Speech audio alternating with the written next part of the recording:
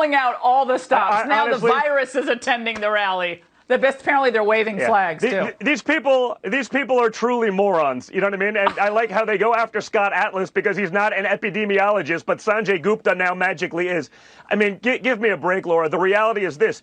If you look, I put it up on my Instagram a couple days ago because I went through the CDC data because I kept hearing about new infections. But I was like, well, why aren't they talking about deaths?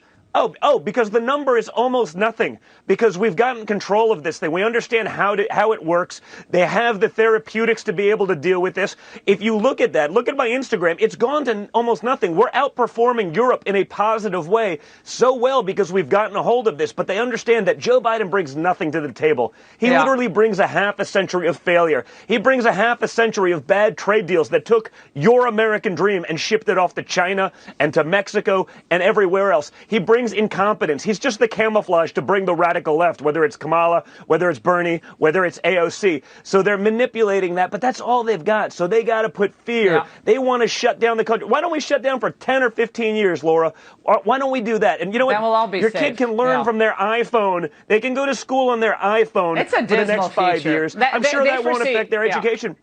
They foresee a dismal future, and of course there are COVID deaths, but the question is, are they really rising with the rising case numbers? And I think we know from all the charts, you can go on all the websites, you can see, that there maybe a slight uptick, but not tracking with the rising case numbers, which frankly is good news. But a tragedy is not a reason to take people away from their candidate.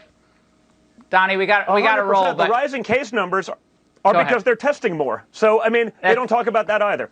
Now, Don, there's a lot of fear-mongering going on, and they don't want the candidate to see the people or vice versa.